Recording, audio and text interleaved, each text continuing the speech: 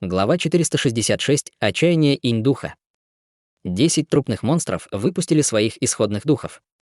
Каждый из этих исходных духов представлял собой особые призрачные скелеты с всевозможными атрибутами ветра, огня, воды, тьмы, грома. Некоторые были хороши в атаках на больших расстояниях, а некоторые были хороши в атаках на короткие дистанции.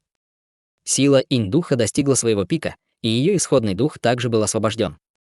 Чутянь видел бесчисленное количество редких и странных исходных духов за 2 свои жизни. Книжный вариант исходного духа молодой мисс, зеркальный исходный дух Мэн Ин и исходный дух с возможностью преобразования в оружие в семье Дунфан — все это можно считать редкими исходными духами. Помимо этого, Чутянь видел горных и речных духов, лесных, солнечных и лунных, и даже демонических, как его. Собственно говоря, Чутянь видел самых таинственных и самых странных духов в этом мире, но когда он увидел исходный дух инь-духа, он все еще был шокирован. Пространство вокруг инь-духа стало темным, когда высвободилась богатая аура смерти. Надгробия появлялись одна за другой, и за короткое время было создано кладбище. Это было не настоящее кладбище. Это была иллюзия, сформированная из духовной энергии. Другими словами, это был исходный дух инь-духа. Фигура исходного духа этого девушки была на самом деле кладбищем, Чутянь никогда не видел подобного, мир был действительно наполнен странными вещами. На кладбище инь-духа было 10 пустых могил. Это были могилы, в которых хранились 10 исходных духов, посланных в трупы инь, чтобы дать им дополнительную энергию. Каждый труп инь имел отношение к инь-духу. Они были преобразованы инь-духом и могли использовать ее исходных духов и ее методы совершенствования.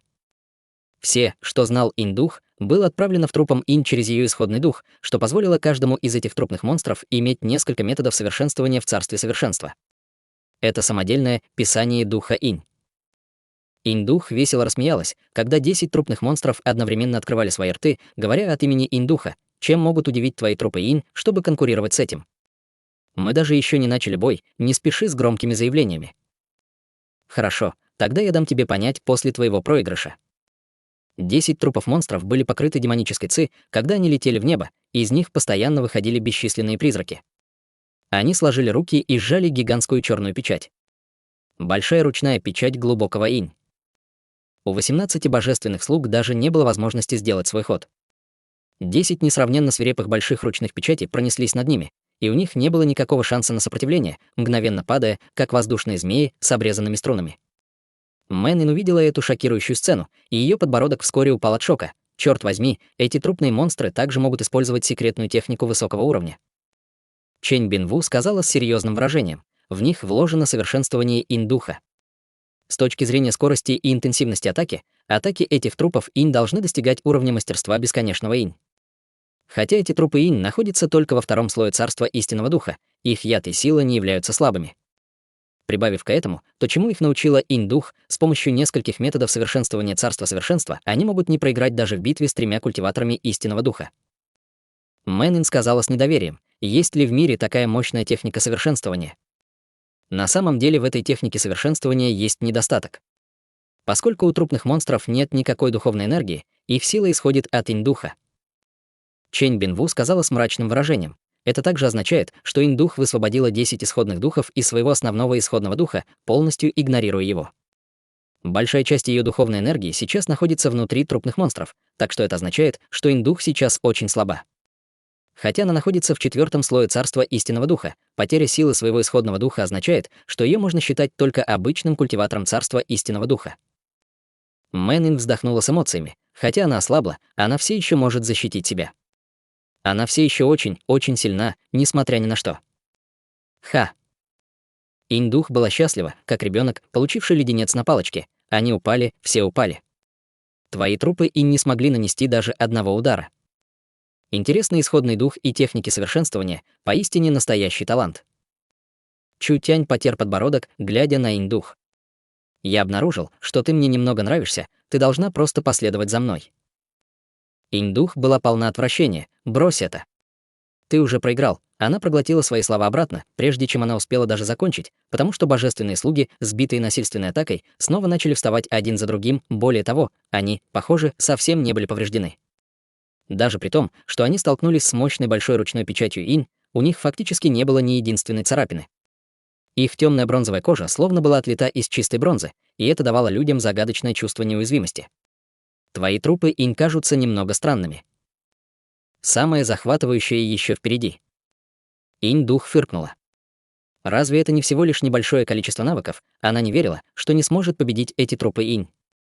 Поэтому она начала стимулировать своих трупных монстров, и все они продемонстрировали таинственную технику секты Черной Луны. Большая ручная печать глубокого инь, 10 мечей разрушения, теневой меч экстремального инь. 10 трупов монстров показали свою силу. По сути, все, что знала инь-дух, знали и 10 трупных монстров.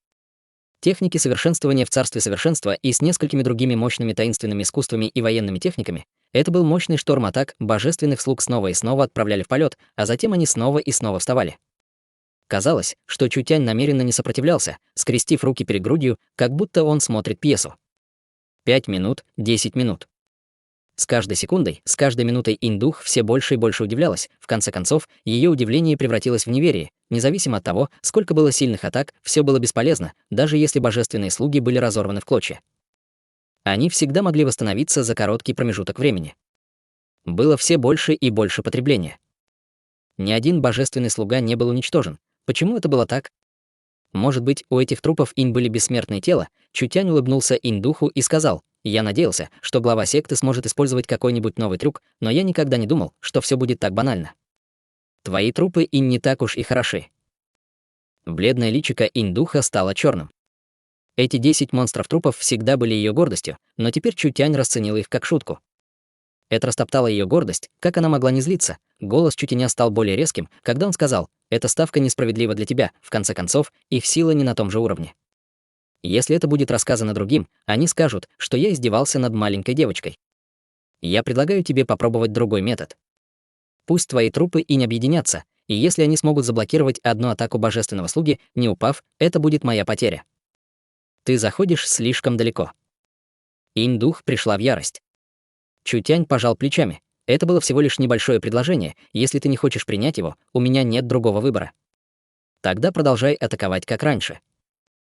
Зубы инь-духа почти собирались треснуть, когда она сжимала их от ярости. 10 трупных монстров не смогли победить 18 божественных слуг, и теперь большая часть их силы была уже израсходована. Если это продолжится, они больше не смогут сражаться. Хорошо, так как ты хочешь поиграть, тогда я просто посмотрю, какие навыки ты имеешь, чтобы быть таким высокомерным. 10 трупных монстров отступили, чтобы сформировать треугольное образование. Их сила вела друг к другу, и они образовали черный барьер. Каждый труп инь был покрыт слоем черной брони, образуя двойной слой защиты. Инь-дух холодным голосом сказала: «Это двухслойная защита, образованная небесным демоническим барьером и небесными барьерными доспехами. Давай посмотрим, как ты его сломаешь». Один из божественных слуг вышел вперед, и энергия начала постепенно выходить из него. На этой темно-золотой коже появлялись руны, и его тело окружало тусклое свечение, переходя от слабого к яркому. Оно покрывало тело божественного слуги, словно кокон белоснежного шелкопряда. Инь-дух могла ясно ощущать силу, высвобождаемую от божественного слуги. Хотя оно не было сильным, оно давало людям ощущение, словно пребывает божество.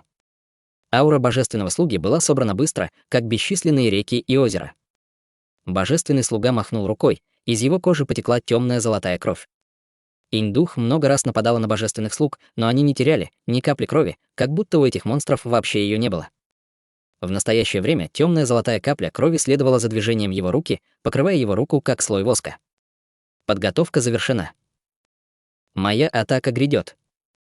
Чутянь любезно напомнил ей. Сила божественного слуги была высвобождена, и его аура была собрана, устремляясь к трупным монстрам, как пуля. Свет вокруг него достиг наивысшего уровня, и он внезапно поднял покрытую правую руку, ударив ее об черный барьер. Божественный слуга выпустил белый свет из правой руки. Когда его кулак атаковал, белый свет смешался с темно-золотым цветом. Эта атака не была сильной, она была только около 3-го уровня истинного духа. Если основываться только на его энергии, он не мог разрушить барьер. Капля воды, падающая на завесу дождя, совершенно отличалась от капли магмы, падающей среди дождя, эффект был бы совершенно другим. Божественный слуга содержал в себе божественную энергию, и добавляя к этому божественную кровь, которая могла полностью уничтожить проклятие и тьму, черный барьер не мог противостоять вообще, поскольку был полностью разрушен. Трупные монстры полностью рухнули без их защитных методов совершенствования. Как будто 10 трупов инь были поражены магмой, из-за чего у каждого из 7 отверстий появился черный дым, и они падали на землю один за другим. В это время божественный слуга, который использовал всю свою силу, также упал на землю. Все были шокированы. 10 трупных монстров были гордостью секты Черной Луны. Но они были сбиты божественным слугой одним ударом, и Индух не могла принять эту реальность. После нескольких минут шока она вдруг закричала: «Нет, мои трупы, мои трупы! Ублюдок, ты знаешь, как долго я их создавала? Они уничтожены, ты уничтожил их. Я убью тебя, я обязательно убью тебя». Индух была в отчаянии. Так же, как ребенок, у которого забрали его любимую игрушку. Она стала сумасшедшей от гнева. Даже если бы ей пришлось убить всех заложников, Индух уничтожила бы этого чёртова парня. Этот ублюдок разрушил ее много лет тяжелой работы. Почему лидер секты злится? Твои трупные монстры не уничтожены, их можно починить и дальше использовать. Чутянь пренебрег убийственными намерениями и гневом Индуха и сказал с выражением лица, которое явно заслуживает избиения: «Но, увидев мощь божественных слуг, ты все еще заинтересована в этих обычных куклах». Индух внезапно замолчала с разочарованным и подавленным выражением. Она смотрела на божественных слуг с невероятной завистью. Ей было ясно, что, сравнивая ее тщательно очищенных трупных монстров с этими божественными слугами, разница была как грязь и облако. Чутянь использовал обманчивый тон, чтобы сказать: «Эти божественные слуги были созданы мной. У меня еще осталось немного материала, поэтому я могу также превратить твои трупы Инь в божественных слуг». Правда. Индух показала счастливое выражение лица, почти забыв о своей обиде на Чутяня, но вскоре она снова подняла бдительность. «Не думай, что ты можешь купить секту Черной Луны. Маленькая сестра, эти слова не верны. Я, Чутянь, никогда не хотел использовать в своих интересах других, особенно таких, как ты». Чутянь покачал головой. Сотрудничество — это сотрудничество. Секта Черной Луны будет сотрудничать с Комитетом чудотворной торговли, и мы обязательно победим. Не называй меня маленькой сестрой. Эта пожилая леди старше тебя. Индух подумал о чем-то. Подожди, ты сказал, что тебя зовут Чутянь? Чутянь из Комитета чудотворной торговли. Лидер секты знает, как зовут этого маленького гражданина. Это действительно честь. Тогда мы можем должным образом обсудить это. Поскольку вы хотите обсудить сотрудничество, по крайней мере, проявите немного искренности. Чутянь отпустил бесконечного инь и махнул рукой Чэнь Бинву. Она сразу поняла и рассеяла ледяное заключение, освободив ото льда старейшин и защитников секты Черной Луны. Отпустить заложников так просто. Он действительно смелый. Ученики секты Черной Луны отреагировали и немедленно окружили их троих. «Все вы отступите!» — закричала Индух, останавливая учеников. Она посмотрела на Чутяня. «Неплохая смелость, ты действительно необычный человек. Предлагаю поговорить в более подходящем месте».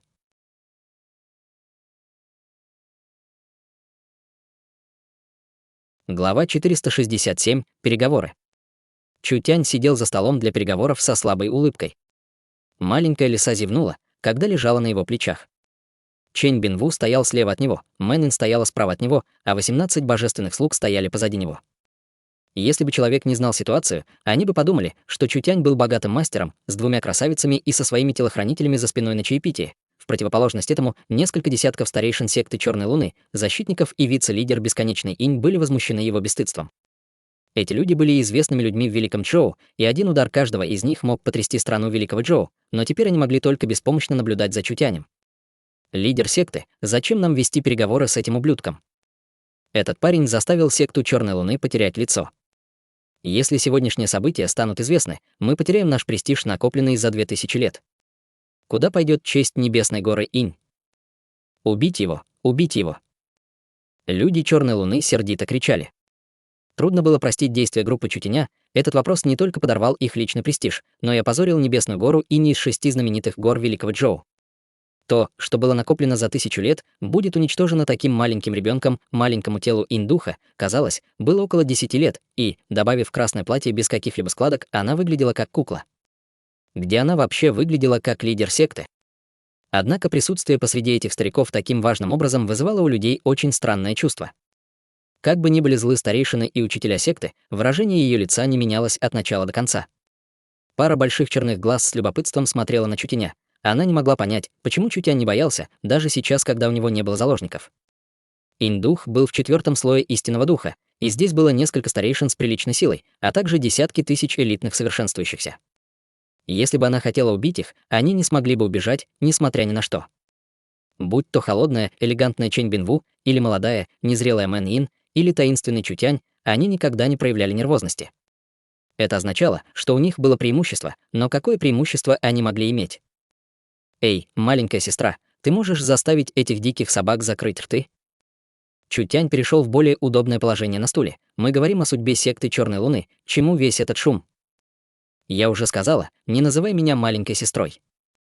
Похоже, что Инь-дух ненавидела это прозвище, хлопая своей маленькой ладонью по каменному столу, заставляя весь зал дрожать. Твои действия нанесли небесной горе Инь большой урон. Прямо сейчас мы не обсуждаем какое-либо сотрудничество, мы говорим о том, как иметь дело с вами тремя. Секта Черной Луны, сотрудничающая с Комитетом чудотворной торговли, имеет только преимущество без какого-либо вреда. Что касается ущерба для престижа Небесной горы Инь, мне очень жаль, это не было моим первоначальным намерением. Однако, говоря об этом, это была лишь небольшая потеря, это лучше полного уничтожения. Слова Чутяня ничем не отличались от голой провокации. Эра 6 знаменитых гор Великого Джоу подходит к концу, пришло время великой стране Джоу подвергнуться очищающему шторму. Желаете ли вы увидеть это или нет, это произойдет. Любой, кто решит остановить колесо судьбы, будет обязательно им раздавлен. Слишком смелый. Сердито закричал бесконечный Инь. Ты хочешь разрушить 6 знаменитых гор с силой одного лишь тебя? Правильно, только меня. Чутянь был совсем невежлив. На самом деле, даже если я не сделаю шаг, Северное царство Орлиного захоронения сделает ход. Если в гнезде нет яиц, великая страна Джоу не сможет выжить одна. Как могут развиваться 6 знаменитых гор, даже если гора будет запечатана и скрыта без каких-либо ресурсов из светского мира? Не говоря уже о том, что в царстве Орлиного захоронения экспертов, как звезд на небе, и массивы вашей горы не смогут их остановить.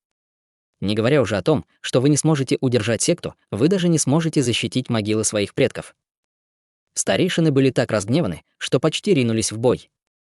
Этот высокомерный ублюдок с этим насмешливым тоном, как эти люди могли принять это, руки Инь-духа вытянулись на стол, и в ее глазах мелькнуло холодное сияние. Я знаю, что председатель Чу очень интересен, и у Комитета чудотворной торговли много нового и неизведанного, но вы должны понимать, что в этом мире есть много вещей, которые могут быть куплены и которые нельзя купить несколькими кусками исходных камней. Этот председатель считает, что в этом мире нет ничего, что нельзя обсудить. Если нескольких кусков исходных камней недостаточно, то как насчет нескольких десятков, нескольких сотен, нескольких десятков тысяч, нескольких сотен миллионов или нескольких миллиардов? Чутянь показал очень соблазнительную улыбку. Если будет достаточно преимуществ, трудно ли купить всю секту Черной Луны? Инь-дух показала 2 милых клыка. Звучит заманчиво, сколько председатель Чу готов вынести. Через полгода секта Черной Луны станет сектой номер 1 в великой стране Джоу. Будь то обычные маленькие секты или другие большие секты, вся великая страна Джоу даст лицо Черной Луне.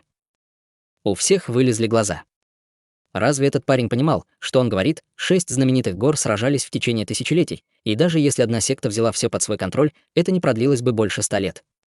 Это было потому, что как только одна гора превзойдет другие, остальные 5 объединятся, чтобы подавить их. Никогда не было одной горы, которая могла бы подавить остальные 5. Разве это не было бы сумасшествием, если бы это можно было сделать через полгода? Чутянь не закончил, протянув 3 пальца. В течение 3 лет секта Черной Луны распространится на окружающие большие и маленькие страны, что позволит секте Черной Луны стать самой сильной сектой в окружающем регионе. Секта Черной Луны также станет самой богатой сектой. Это было еще более глупо. Инь-дух начал смеяться. Председатель Чу действительно знает, как шутить.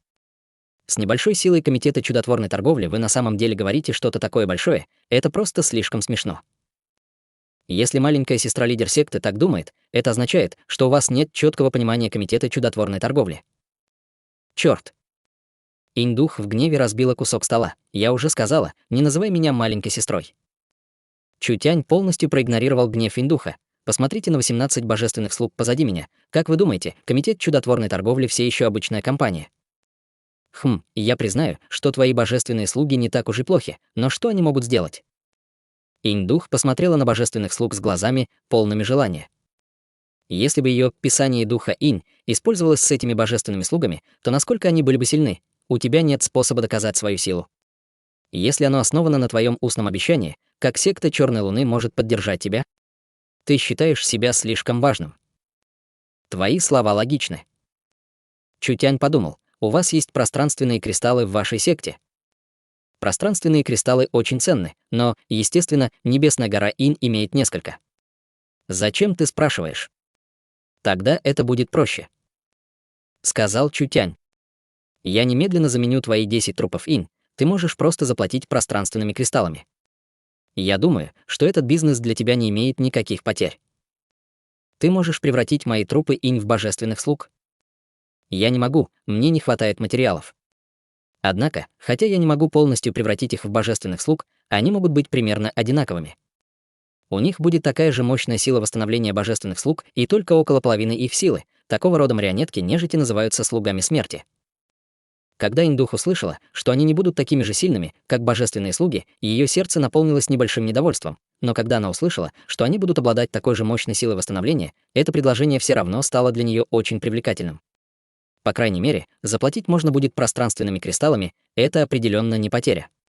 Пространственные кристаллы были редкостью, но для чего их использовать? Они могут быть использованы только для хранения предметов. Даже если слуги смерти не были такими сильными, как божественные слуги, им все равно не будет трудно иметь дело с сильными марионетками. Бессмертные монстры, которых невозможно убить, обладающие мощной силой, с уникальной техникой совершенствования инь-духа, все они будут преобразованы. У них будет ужасающая боевая сила, которой будет достаточно, чтобы увеличить силу секты Черной Луны. Самым важным было то, что слуги смерти были монстрами нежити. Эти монстры не умрут от старости, они могут передаваться как сокровища Черной Луны на протяжении многих поколений. Для чего вам нужны пространственные кристаллы? Я планирую создать транспортную башню для секты Черной Луны. Как только в секте Черной Луны появится транспортная башня, секта Черной Луны перетерпит потрясающие изменения. Чутянь сказал это, прежде чем добавить. Однако вы должны знать, что эта транспортная башня не является бесплатным подарком. Независимо от того, сотрудничаете ли вы с Комитетом чудотворной торговли или нет, эта транспортная башня является дополнительным условием. Секта Черной Луны может решить, оставить ее себе или нет. Если мы оставим ее, тогда это будет похоже на то, как Комитет чудотворной торговли купил акции. Треть секты Черной Луны будет принадлежать Комитету чудотворной торговли, а что касается маленькой сестры лидера секты, ты будешь сотрудником компании. Выражения всех изменились. Как смело. Такого рода дикие амбиции, вы хотите проглотить секту Черной Луны. Никогда не было слышно о покупке акций у сект. Это была просто чепуха, Индух стиснула зубы. Этот лидер, уважаемой секты Черной Луны, должен стать сотрудником Комитета чудотворной торговли. Слишком рано говорить об этом, сказал Чутянь с загадочной улыбкой. Независимо от того, принимаете вы это или нет, выбор за вами. Если вы решите не оставлять башню, мы не будем заставлять вас и можем только перерабатывать материал. Что касается вас, вы получите 10 слуг смерти. Независимо от того, как вы смотрите на это, секта Черной Луны не понесет потерь. Индух тщательно обдумала это. Она не знала, что такое транспортная башня, но в этом не должно быть ничего опасного. Во всяком случае, она будет наблюдать со стороны, поэтому не должно быть никаких несчастных случаев. Хорошо. Индух приняла решение, я согласна. Сделай эту транспортную башню для меня, я хочу видеть, в какую игру ты играешь. Складированные пространственные кристаллы секты Черной Луны были вывезены. Чутянь осмотрел их и увидел, что этого достаточно для транспортной башни. Поэтому он собрал все это вместе и возложил на Мэн Ин ответственность за создание транспортной башни. Чутянь использовал божественную кровь, которую он купила, чтобы помочь Индуху починить ее драгоценные трупы инь. Создание транспортной башни займет несколько дней. Но это не имело значения, так как Чутянь не спешил.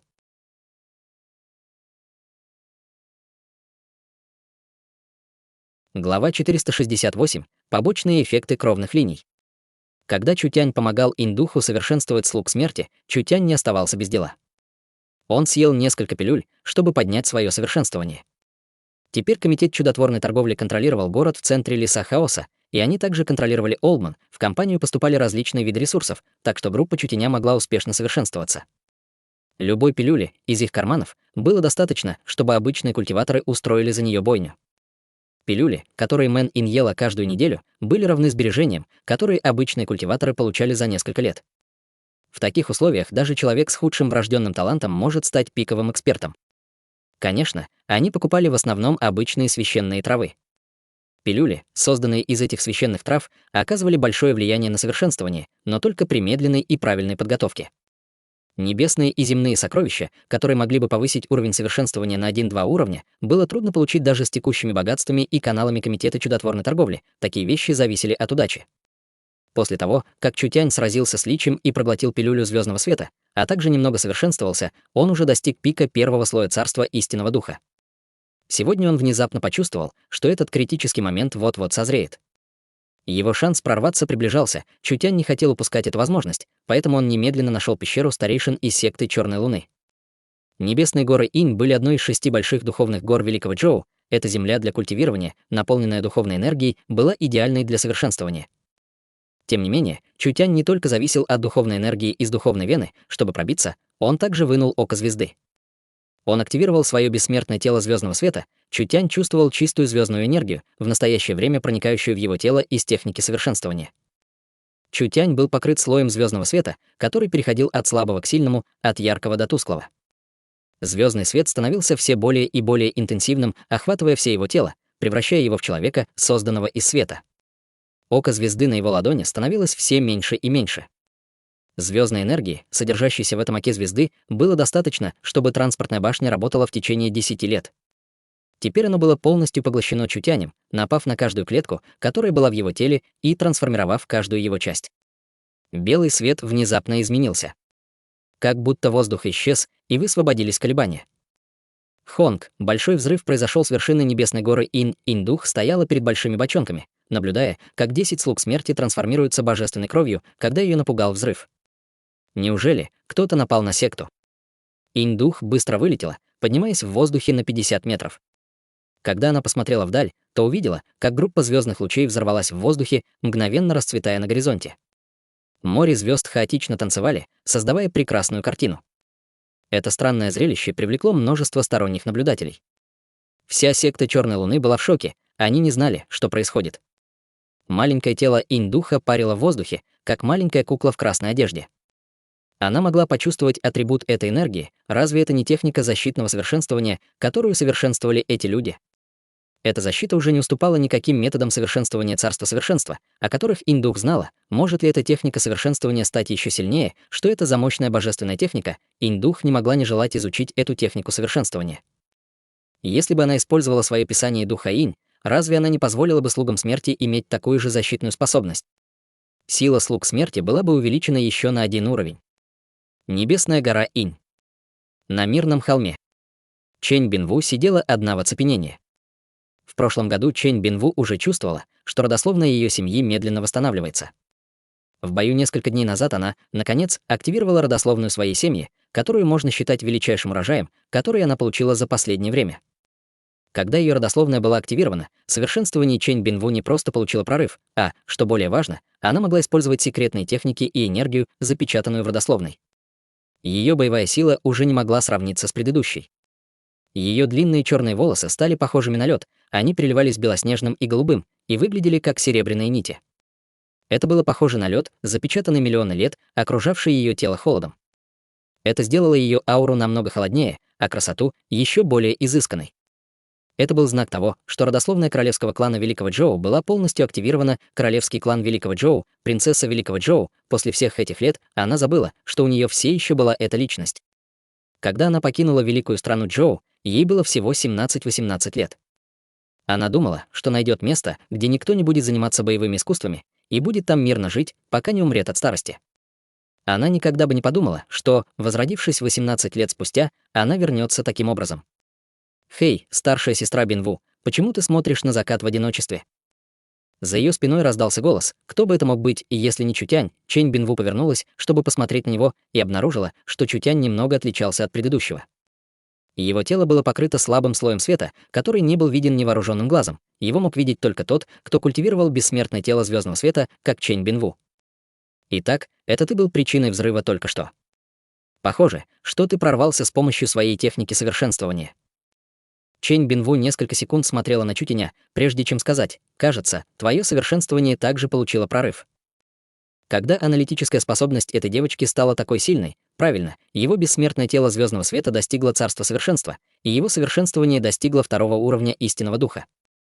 В царстве духа Земли у него больше не было противников. «Могу ли я присесть?» Чэнь Бинву быстро ответила на риторический вопрос этого парня. «Могу ли я сказать нет?» Чутянь сел рядом с ней без всяких манер. Он сразу же начал болтать, когда сел. «Старшая сестра Бинву, ты не была честна. Почему ты не рассказала мне о своем прошлом? Если бы мы знали об этом недовольстве раньше, мы бы уже давно пришли в страну Великого Джоу. Но сейчас еще не поздно, у нас не будет проблем с моими методами и способностями». Чэнь Бинву нахмурила брови. Чутянь спросил: что-то не так? На лице Чэнь Бинву было пустое выражение. Возможно, ты этого не знаешь, но родословная моей семьи очень особенная. Хотя она может дать нам силы, она очень сильно влияет на наши мысли. Чутянь не нашел это странным. Были даже техники совершенствования, которые влияли на мысли, не говоря уже о родословных. Какой эффект она будет иметь? Эмоции станут слабее, особенно эмоции, связанные с отношениями. Семейные узы, дружба, любовь, вся наша семья такая. Чэнь Бинву опустила голову и тихо вздохнула. Может быть, если бы мы говорили о том, когда я только сбежала из Великого Джоу, моя ненависть была очень глубокой. Но после всех этих лет она ослабла, и я больше не понимаю, что вообще чувствовала к своим родителям и моим братьям и сестрам. Жажда мести. Хотя у меня были мысли о мести, но у меня никогда не было сил достичь этого, и поэтому я никогда не упоминала об этом. Более того, я никогда не думала, что Комитет чудотворной торговли достигнет того уровня, на котором он стоит сегодня. Чутянь мог это понять. Чэнь Бинву была самой равнодушной личностью из всех их, она никогда не интересовалась чем-либо, и ей никогда не нравилось общаться с другими. Кроме культивирования боевых искусств, она больше ничего не любила. Чутянь всегда думал, что нрав Чэнь Бинву был естественным или вызван бедствием, но он никогда не думал, что это наследственное. На самом деле беспокоиться ни о чем, подумала Чутянь со странной идеей. Со мной на твоей стороне, разве нет большой возможности излечиться? Чэнь Бинву была немного ошеломлена. Излечиться? Чутянь показал злую улыбку. Посмотри на меня, я такой красивый, талантливый и обаятельный. Уверен, однажды ты обнаружишь, что невольно влюбилась в меня. Разве это не замечательно? Катись.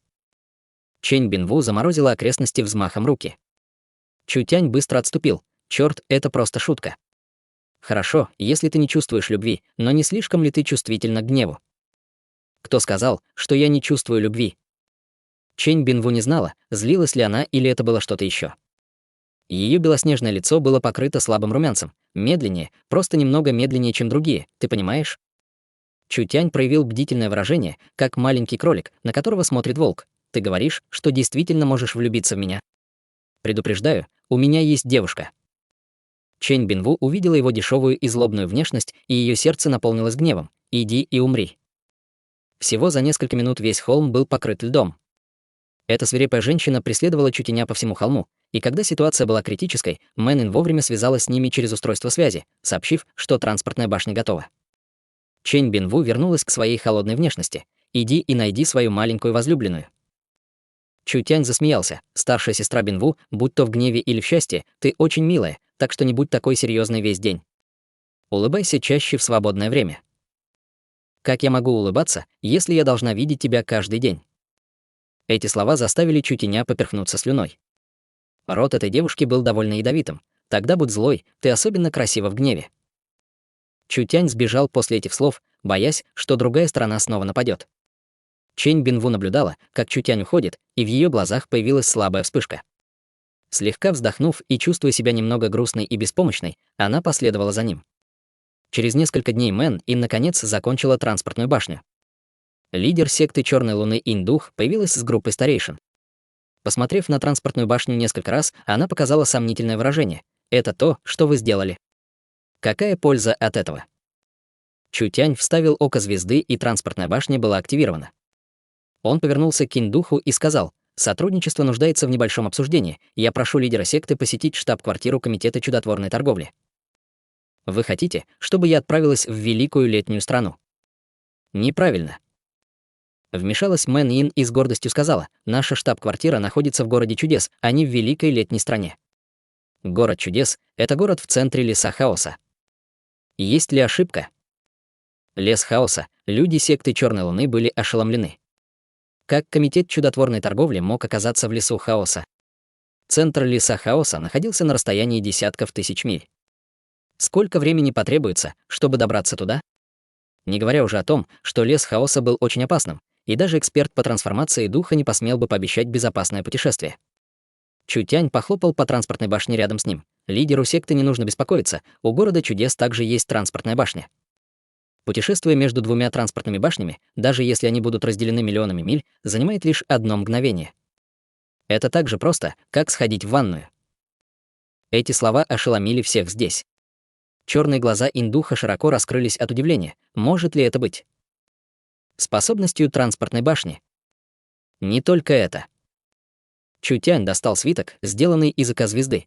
Это мой лично сделанный транспортный свиток. При его изготовлении фиксируется определенная координата, и пока у нас есть этот свиток, мы можем мгновенно вернуться в город, где бы мы ни находились, так что это называется свиток возврата. Маленькая сестра, лидер секты, теперь ты понимаешь ценность транспортной башни.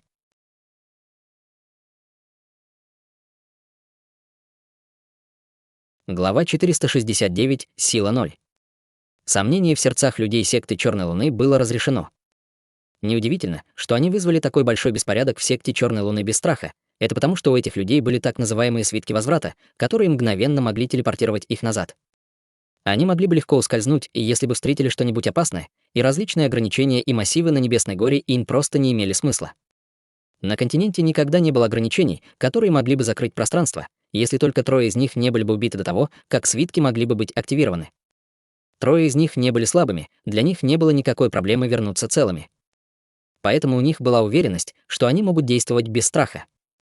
Понимает ли маленькая сестра, лидер секты, ценность этой транспортной башни? Спокойно сказал Чутянь, благодаря расширению Комитета чудотворной торговли, эта транспортная башня скоро будет построена в каждом уголке каждой страны.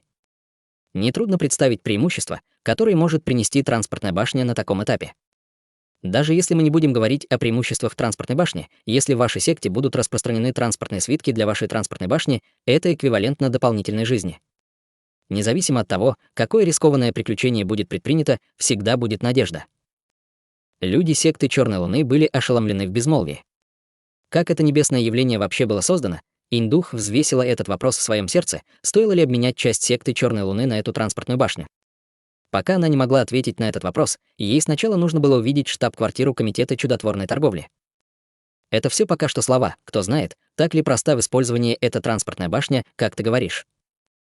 Факты говорят громче, чем слово. Маленькая сестра, лидер секта, пожалуйста, пройди вперед. Эта пожилая леди предупреждает тебя в последний раз, прекрати называть меня маленькой сестрой. Хорошо, маленькая сестра. Индух сердито взмахнула рукавами, когда она подошла к транспортной башне. Чутянь позвал Мэн Ин и Чэнь Бинву.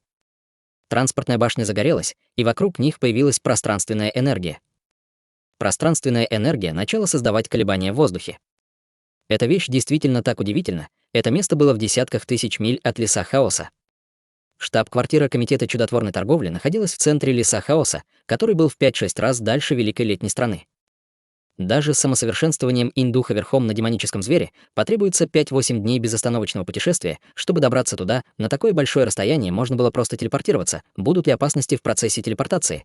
Когда подобные мысли все еще приходили в голову индуха, кто-то постучал ей по плечу. Маленькая сестра, лидер секты. Маленькая сестра, младшая сестра, маленькая твоя голова. Индух собиралась взорваться. Мы прибыли. Ах. Индух была ошеломлена. Пространственные деформации вернулись к норме, и свет исчез. Это была незнакомая обстановка. Она была окружена лугами, и вокруг нее были горы. На вершинах и хребтах горных хребтов было множество прекрасных замков, как в сказке. Это место Мэн Ин увидела изумление на лице маленького лидера секты и тут же хихикнула, сказав: «Не спрашивай то, что ты уже знаешь». Это штаб-квартира Комитета чудотворной торговли, город чудес. Это был город чудес, транспортная башня города чудес была недалеко от дворца городского лорда. До того, как Мэн Ин прибыла, она уже позвонила своей старшей сестре через устройство связи. Мэн Цинву привела Вивиан и Нангунь Юнь, чтобы поприветствовать их. «С возвращением, босс, я соскучилась по тебе до смерти». Нангунь Юнь все еще была очень открыта и сразу же оказала теплый прием. Верно, добро пожаловать, маленький лидер секты в город чудес.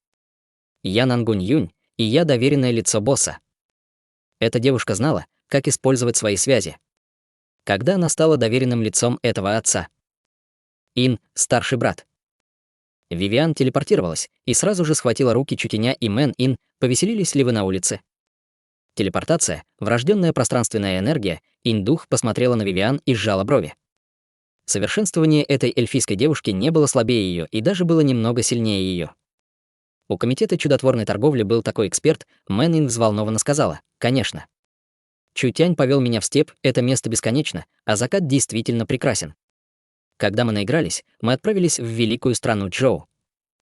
Так завидно. Вивиан показала жалкую внешность.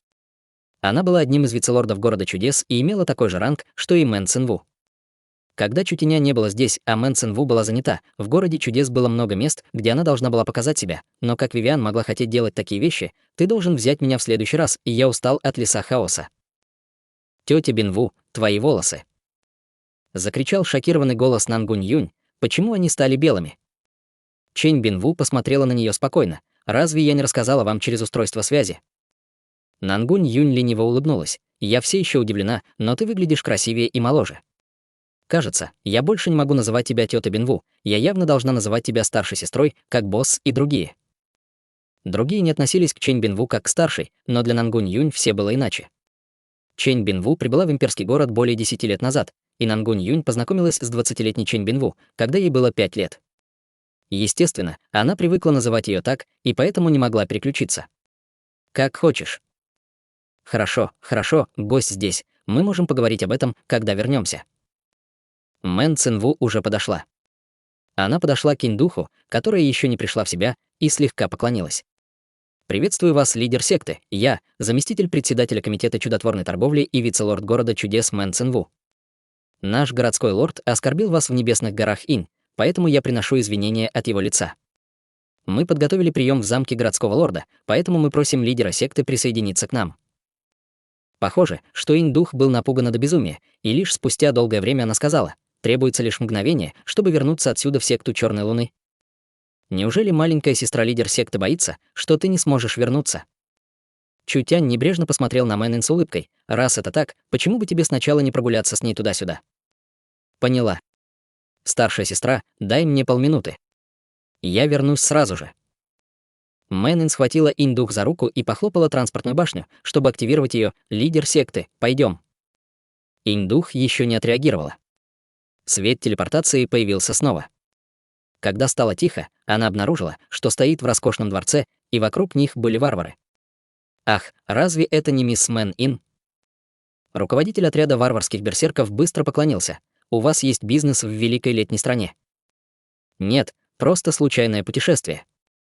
Вам не нужно быть таким уважительным», — сказал Мэн Индуху Ин. «Это великая летняя страна». Теперь вернемся к секте Черной Луны. Великая летняя страна. Голова Индуха даже не успела это обработать. Еще одна вспышка света. «Мастер секты, почему вы вернулись?» «Мастер секты, ваше лицо выглядит ненормально. Что-то случилось. Что вы все сделали с нашим мастером секты?» Мэнин показала 2 очаровательные ямочки. «Мастер секты, ты хочешь попробовать еще раз?» Индух была полностью убеждена. «Не нужно, давай вернемся в город чудес». Люди секты Черной Луны не могли понять, что происходит, прежде чем они снова исчезли. На одном вздохе путешествие в десятки тысяч миль закончилось, и они снова прибыли в город чудес. Когда все увидели выражение Индуха, они поняли, что эта девушка убеждена. Мэн Цинву сказала: «Мастер секты Ин, должно быть, уже испытал технику пространственной телепортации комитета чудотворной торговли, но это только одно из многих чудес в нашей компании. Если у вас есть время, вы должны исследовать город чудес». «Правильно, младшая сестра-лидер секты». Смеясь, сказала Нангунь Юнь: «Если ты останешься здесь на несколько дней, твое мировоззрение изменится, и ты обнаружишь, что твоя предыдущая жизнь была скучной». Все вернулись в замок городского лорда. Чутянь покинул город чудес примерно на месяц, и здесь произошли серьезные изменения, но, по крайней мере, все выглядело так, как будто все было в порядке. Мэн Цинву назначила область вокруг замка городского лорда, которая была центральной контрольной зоной. Место, которое они посетили первым, было этим местом. Это было из-за того, что здесь был размещен первый источник энергии, созданный компанией комитета чудотворной торговли. Индух была удивлена, обнаружив, что в этой комнате вообще не было никаких столбов. Было только несколько больших черных ящиков длиной 100 метров и шириной 50 метров. Посреди этих коробок плавало духовное тело, а вокруг него было более 100 трехметровых зеркал. Каждое зеркало показывало разные изображения, некоторые из которых изображали лес, а некоторые — здания, но все они были частью города чудес. Ноль увидел всех и сразу же уважительным голосом спросил: менеджер города чудес 0 приветствует городского лорда и вице-лордов. Вам что-нибудь нужно, чтобы я сделал? 0 обладал интеллектом, и у него отсутствовали эмоции, поэтому все было установлено Мэн Цинву. Инь-дух была очень любопытна. Это духовное тело с разумом. Как ты это сделал? 0 ответил холодным голосом. Этот вопрос касается совершенно секретной информации Комитета чудотворной торговли. Ваше превосходительство не имеет достаточного разрешения, поэтому я не могу ответить на этот вопрос. Инь-дух показала странное выражение. Почему это разумное духовное тело выглядит так странно? Чутянь увидел зеркало в центре лаборатории, но не был уверен в них, поэтому спросил, что здесь происходит? Мисс Вицелорд установила 200 камер и сотню патрульных камер в городе чудес и его окрестностях, а главные районы находятся под наблюдением Небесного Ока. Изображения передаются сюда 24 часа, и я анализирую их, чтобы исправить ошибки в управлении городом. Как это возможно? Инь-дух очень интересовалась технологией передачи изображений, но после знакомства с транспортными башнями они уже не могли ее напугать. Только после того, что сказал 0, она была полна сомнений. Это духовное тело обладает разумом, но как оно может наблюдать за всеми этими местами одновременно? Мэнин сказала, разве ты не знаешь? 0 — это не просто разумное духовное тело, это также сверхмощный умный мозг. Он обладает мощной вычислительной мощью и способен обрабатывать 100 миллионов процессов в секунду. Его способности к обработке изображений — это то, с чем мы, живые существа, не можем сравниться. 100 миллионов процессов. Инь-дух вообще не могла понять эту концепцию. Чутянь спросил 0, есть ли другие функции? Помимо наблюдения, у меня также есть функция управления городом, монотонно сказал 0. Я связан с системой вещания и связи, поэтому граждане могут напрямую связаться со мной. Будь то для консультаций, помощи или разрешения конфликтов, я могу справиться со всем, потому что я могу напрямую мобилизовать армию обороны и охранников. Я также могу патрулировать всю территорию и направлять людей, что позволяет мне реагировать на внезапные ситуации. Кроме этого, помимо решений городского уровня и стратегических решений, все документы отправляются мне для обработки и проверки. Мэнин была ошеломлена. Это было слишком шокирующим. 1-0 мог превзойти всю квалифицированную команду менеджеров города чудес. Чутянь потер подбородок. Я думаю, что твои способности куда шире. Правильно, городской лорд. Однако мои возможности обработки сейчас ограничены и могут временно делать только это. Насколько сильнее тебе нужно, чтобы делать все остальное? Если матрица расчета энергии увеличится в 5 раз, я смогу подключиться к сети города чудес, духовной сети, сети транспортной башни, сети банка чудес и сети космического склада для управления ими. Но чтобы все работало нормально, моя вычислительная мощность должна быть увеличена в 20 раз. Тогда я также смогу подключиться к лаборатории секты Юнь, чтобы проводить сложные вычисления, а также создать стабильный виртуальный духовный мир. Чутянь кивнул. Не заботьтесь о размере и просто добавив несколько матриц исходной энергии. Нетрудно увеличить вычислительную мощность в 5-20 раз. Молодая мисс, поторопи черепах центрального государства. Нужно ли говорить об этом? Мэн Цинву закатила глаза. Я уже отдала приказ. Это. Просто бог, это была единственная оценка у всех для 0.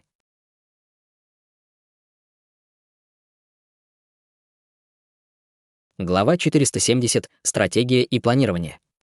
Способности умного мозга не ограничивались этим.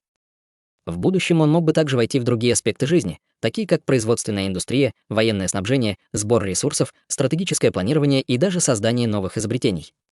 Для него не было ничего невозможного, и все могло быть сделано. Умный мозг был абсолютно спокоен. Умный мозг обладал интеллектом и не имел эмоций, безоговорочно подчинялся своему изобретателю и безоговорочно выполнял приказы. Умного мозга не остановит сентиментальность и мораль, он рассчитает наиболее оптимальный эффект. Он был совершенно холоден, справедлив и рационален. Кстати, об этом. Менее чем через месяц молодая мисс фактически интегрировала 0 в управление городом, это было непросто. С таким мощным помощником, как 0, с которым не могли сравниться обычные люди, с умной и осторожной молодой мисс, а также с человеком, бросающим вызов небесам, таким как Чутянь, будущее города чудес было безграничным. Наконец, они были на правильном пути, если бы умный мозг не появился. Комитет чудотворной торговли на своем пике смог бы стать только самой богатой компанией на континенте. Чутянь же преследовал совсем не это, он хотел гораздо большего. Появление умного мозга увеличило интеллект и возможности Чутяня, позволяя ему достичь своей цели. 0. Пожалуйста, представь ситуацию с Комитетом чудотворной торговли и городом чудес и дай объяснение нашей маленькой сестре, мастеру секты. Хорошо, господин городской лорд. Фигура 0 в центре матрицы исчезла. Его голос раздался из динамиков со всех сторон, и появился виртуальный образ. Основатели комитета чудотворной торговли Чутянь, Мэн Цинву, Мэн Ин и Нангунь Юнь начали работу в южном небесном городе в южной летней стране 1,5 года назад. Сначала комитет чудотворной торговли был просто компанией без какой-либо известности, в зависимости только от небольшой южной облачной коммерции семьи Мэнг. Председатель Чу зависел от своей энергетической печи, энергетической лампы и других новых изобретений для ведения бизнеса. Ноль повествовал, не пропуская ничего, в то время как изображения менялись вместе с рассказом. Чу Тянь, Мэн Цинву, Мэн Ин и Нангунь Юнь, когда эти четверо наблюдали за этой серией событий, то чувствовали, что время действительно прошло быстро. Хотя прошло чуть менее 1,5 года, комитет чудотворной торговли претерпел огромные изменения. Когда они увидели все эти события со стороны, они почувствовали, что все это кажется нереальным. Мэнин была немного тронута. Я никогда не думала, что мы уже столько пережили.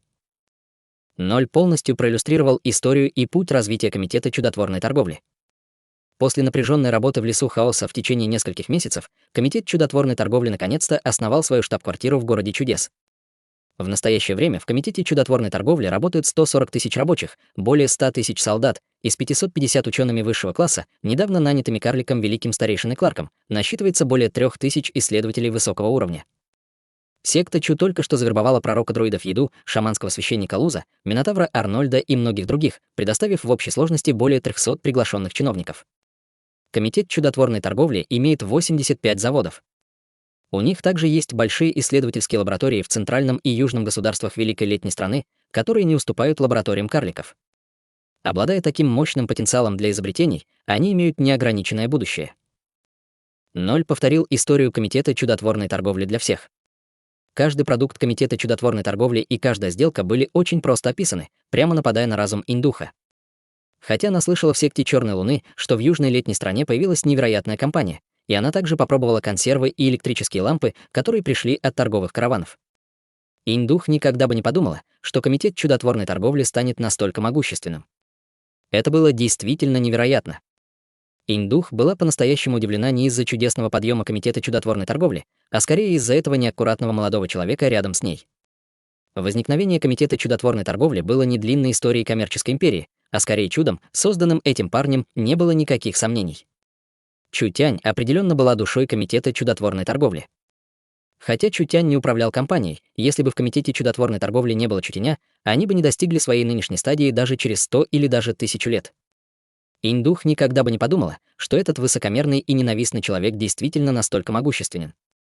На всем континенте не будет второго человека, подобного ему. Мэн Цинву дала Ноль новый приказ. «Ноль, пожалуйста, проиллюстрируй наш план в лесу хаоса». «Да, вице-лорд». Как только голос Ноль упал, появилось несколько десятков зеркал с изображениями, которые плавали в воздухе. Они переплетались друг с другом, прекрасно собираясь вместе, не оставляя зазора. Наконец, они сформировали целое изображение, где весь город чудес можно было увидеть с высоты птичьего полета. Город чудес — это обычный лесной город с лесом, покрывающим 98% города, земля не застроена, а также существует низкая численность населения. Мы готовы освоить 10% земель города чудес, увеличив численность населения до 100 миллионов. Некоторые области были разделены на этом изображении, а в конечном итоге образуя более 10 различных областей, каждая область имеет свое название. Там были жилые районы, промышленные районы, сельскохозяйственные районы, сады, районы развлечений, деловые районы и школьные районы. Каждый из них был четко обозначен. Ноль выпустил симулированную карту города. Когда Индух увидела в зеркале полностью смоделированный город, ее глаза расширились, потому что город чудес был слишком красивым и ультрамодернизированным городом. Хотя было разработано только 10%, он был все же больше, чем южный летний имперский город, даже не считая леса и горы. Это было трехмерное пространство, и было неизвестно, сколько людей могло бы жить на пике. Даже если бы в городе действительно было 100 миллионов человек, они все равно были бы широко расположены. Это дало бы людям ощущение леса, смешанного с садом, не было бы многолюдно, как в человеческих городах. Это было, вероятно, ради простоты в транспортировке. Город чудес был готов построить огромную железную дорогу, авиатранспорт и большое количество транспортных средств. Таким образом, они соединят большой город, и это будет намного удобнее для граждан. Это обычные планы строительства города, прозвучал голос Ноль, и угол гигантского зеркала начал подниматься. Он поднялся на несколько тысяч метров и, наконец, прошел сквозь облака. Там был несравненно большой диск, который был приостановлен. Город чудес будет использовать все свои ресурсы и технологии для создания движущегося плавучего города. Этот плавучий город будет не только воздушно-десантным городом и крепостью, он будет главной штаб-квартирой Комитета чудотворной торговли и пиком технологий континента. Это был план Мэн Цин Ву, созданный Ноль после подведения итогов всех ресурсов и технологий Комитета чудотворной торговли. Ноль использовал большое количество вычислений, чтобы, наконец, создать подходящий план города, а также создать план для этого плавучего города, потому что благодаря способностям Комитета чудотворной торговли эта плавающая крепость могла быть построена. Как только воздушно-десантный город будет построен, он станет не только символом Комитета чудотворной торговли, но и движущейся крепостью. Установив большое количество тяжелого вооружения, он станет главной сдерживающей силой на континенте. Это заставило бы лес хаоса подчиниться и стало бы шагом к расширению Комитета чудотворной торговли на весь континент. Рот Индуха широко раскрылся, настолько широко, что внутри могло поместиться яйцо. Эта поездка в город чудес просто разрушила ее мировоззрение. Индух всегда гордилась сектой Черной Луны и даже смотрела свысока на Комитет чудотворной торговли. Но теперь, если посмотреть на силу Комитета чудотворной торговли, возможно, они не проиграют секте Черной Луны. Среди приглашенных чиновников секты Чу были Йода, Луз, Арнольд и другие лесные эксперты. С точки зрения экспертов, они могут сокрушить секту Черной Луны. Хотя в секте Черной Луны было 200 тысяч элитных культиваторов, с точки зрения военной мощи, Комитет чудотворной торговли не уступал. Комитет чудотворной торговли также мог быстро вооружить армию оружием из изначальной энергии и обладать мощным сдерживающим фактором, таким как дирижабль небесного наказания. Даже если секта Черной Луны утопает в защитных массивах на своей горе, они могут быть в безопасности лишь на некоторое время. Когда посвящение было закончено, Чу Тянь привел Индух в тур по городу чудес. Несмотря на то, что в городе чудес было небольшое население, и в лесу не было особой силы, после прихода Комитета чудотворной торговли стало ясно, что он становится все более и более оживленным. Когда Комитет чудотворной торговли только что завербовал десятки тысяч солдат, многие сомневались в правильности действий Чутеня, но теперь казалось, что недостатков не было. В городе чудес работали десятки тысяч человек, и теперь, когда город чудес переживает масштабное развитие, эти десятки тысяч людей стали главными строителями. Чудо-магазин, театр, ресторан, гостиница и игровой зал — все это нужно было построить. В конце концов, только с полным набором возможностей они смогут агитировать людей. Кроме того, виртуальная арена, виртуальное испытательное поле и духовная библиотека. Этим специальностям Комитета чудотворной торговли требовалось большое количество специального оборудования, не говоря уже о базовом оборудовании. Это был определенно большой проект. К счастью, в Комитете чудотворной торговли не было недостатка в ресурсах. С добавлением в их сильную транспортную сеть вновь набранных десятков тысяч рабочих, помощи карликов и компании, дико вкладывающей деньги, город уже принимал форму. Индух сидела на склоне горы, наблюдая за шумным городом чудес. Она могла глубоко чувствовать суету города и мощную силу, скрытую в нем, будь то горожане или лесные жители, все они были в восторге от проекта строительства города. Это было потому, что эти люди уже видели силу Комитета чудотворной торговли и чувствовали изменения, которые Комитет чудотворной торговли внесет в их жизнь. Консервы, коммуникационные устройства, магнитные звуковые устройства и даже проигрыватели — все эти мелочи изменили их жизни беспрецедентным образом. Эти люди все могли чувствовать это. У них у всех родилось чувство принадлежности. Кто не хотел, чтобы их дом был лучше? Поэтому, когда они строили город, это был не просто город для Комитета чудотворной торговли, это было также для них самих и для их будущих поколений. Было слишком много разницы, что значило влияние секты Черной Луны перед Комитетом чудотворной торговли. Индух теперь полностью поверила высокомерным словам, которые Чутянь сказал несколько дней назад. Чутянь скрестил руки на груди. Державы в лесу хаоса сильны, и Комитет чудотворной торговли пока не хочет их трогать. Поэтому мы можем использовать наше уникальное преимущество только для расширения во внешнем мире. Великая летняя страна, страна Великого Джоу и Северная воинствующая страна. Если эти три страны будут работать вместе, окружающие маленькие королевства не смогут выжить. Это будет мощной поддержкой для Комитета чудотворной торговли, которая позволит нам бросить вызов Северному царству Орлиного захоронения, а также создаст для нас фон в лесу хаоса, чтобы бросить вызов гигантам в лесу. Итак, маленькая сестра-мастер секты, хочешь ты того или нет, страна Великого Джоу должна быть объединена. Верно. Это была не шутка. Это имело огромное стратегическое значение для Комитета чудотворной торговли. Не нужно было беспокоиться об отношениях между Великой летней страной и Комитетом чудотворной торговли. Северная воинствующая страна была в хаосе, поэтому установить связь было несложно, только Великая страна Джоу была немного хлопотной. Там было 6 духовных гор и более 100 больших и малых сил. Более того, особенность Великого Джоу заключалась в том, что каждая секта была независимой. Они не только были спрятаны в горах или лесах, у каждого из них было свое наследство. Разбираться с ними по одному было слишком хлопотно. Лучший способ — поддержать представителя в Великом Джоу. Талант Индух не был плохим, и она считалась довольно молодой, поэтому Чутянь имел на нее благоприятное впечатление и подхватил эту идею. Он поддержит секту Черной Луны, чтобы стать самой большой сектой Великого Чоу, и пусть они сокрушат другие 5 духовных гор.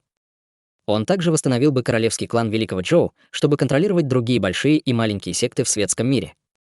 У Великого Чоу был большой запас ресурсов, и оно могло предоставить Комитету чудотворной торговли партию пространственных кристаллов. Если бы эти пространственные кристаллы использовались хорошо, Комитет чудотворной торговли мог бы получить еще несколько шахматных фигур.